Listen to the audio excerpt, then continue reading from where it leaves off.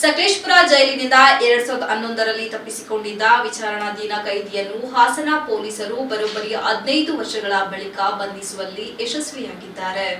Channakeshava alias Keshava alias Suresh ತಂದೆ late Sannegowda Sakleshpur ತಾಲೂಕಿನ ನಲ್ಲೂರು ಗ್ರಾಮದ ನಿವಾಸಿಯಾಗಿರುವ ಈ ಆರೋಪಿ ಸಿಆರ್ ನಂಬರ್ 45/2011ರಲ್ಲಿ ಐಪಿಸಿ ಸೆಕ್ಷನ್ಗಳಾದ 376, 307, 394, RW 34 ಅಡಿಯಲ್ಲಿ ಬಂಧಿಯಾಗಿದ್ದನು. ಜೈಲಿನಿಂದ ಪರಾರಿಯಾದ ನಂತರ ಆರೋಪಿ ಮುಂಬೈ ಸೇರಿದಂತೆ ವಿವಿಧ ನಗರಗಳಲ್ಲಿ ತಲೆಮರೆಸಿಕೊಂಡು ಹೋಟೆಲ್ಗಳಲ್ಲಿ ಕೆಲಸ ಮಾಡಿಕೊಂಡು ಜೀವನ ಸಾಗಿಸುತ್ತಿದ್ದನು. ಹಲವು ವರ್ಷಗಳಿಂದ ಪೊಲೀಸರಿಗೆ ಸಿಗದೆ ತಪ್ಪಿಸಿಕೊಂಡಿದ್ದ ಈತನ ಚಲನವಲನಗಳ ಬಗ್ಗೆ ಇತ್ತೀಚೆಗೆ ಖಚಿತ ಮಾಹಿತಿ ದೊರಕಿದ ಹಿನ್ನೆಲೆಯಲ್ಲಿ ಪೊಲೀಸರು ಶೋಧ ಕಾರ್ಯಾಚರಣೆ ತೀವ್ರಗೊಳಿಸಿದರು.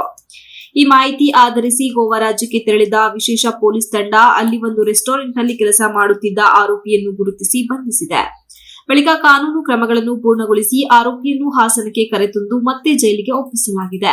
ಈ ಕಾರ್ಯಾಚರಣೆಯನ್ನು ಹಾಸನ ಜಿಲ್ಲಾ ಪೊಲೀಸ್ ಅಧೀಕ್ಷಕಿ ಶುಭನ್ವಿತಾ ರವರ ಮಾರ್ಗದರ್ಶನದಲ್ಲಿ ಹೆಚ್ಚುವರಿ ಪೊಲೀಸ್ ಅಧೀಕ್ಷಕರಾದ ತಮ್ಮಯ್ಯ ಮತ್ತು ಶ್ರೀನಿಧಿ ಅವರ ನೇತೃತ್ವದಲ್ಲಿ ನಡೆಸಲಾಗಿದೆ. ಸಿಬ್ಬಂದಿಗಳಾದ ರವಿ ಕಬ್ಬತ್ತಿ, ಸೋಮಶೇಖರ ಹಾಗೂ ಬಸವರಾಜು ಕಾರ್ಯಾಚರಣೆಯಲ್ಲಿ ಭಾಗವಹಿಸಿದ್ದರು. ಬಹುಕಾಲದಿಂದ ಪರಾರಿಯಾಗಿದ್ದ ಅಪರಾಧಿಯನ್ನು ಬಂಧಿಸಿರುವುದು ಪೊಲೀಸರ ಚುರುಕಿನ ಕಾರ್ಯಕ್ಷಮತೆಯನ್ನು ತೋರಿಸುತ್ತದೆ ಎಂದು ಸಾರ್ವಜನಿಕರಿಂದ ಪ್ರಶಂಸೆ ವ್ಯಕ್ತವಾಗಿದೆ. Srinivas, TV 46 news Kannada, Hassan.